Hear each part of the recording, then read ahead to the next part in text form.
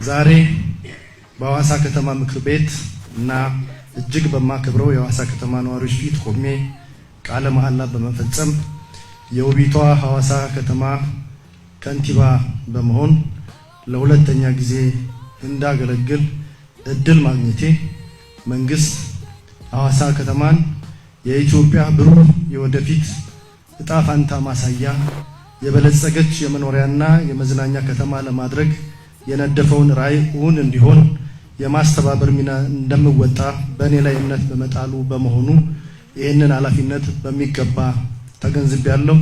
ይህንን ኃላፊነትም ለመወጣት በድጋሚ ቃል እገባለሁ። አንቺ ውብ ከተማ ሁሉም የሚወድሽ በና ከዚህ በላይ ደምቀሽ ትታያለሽ።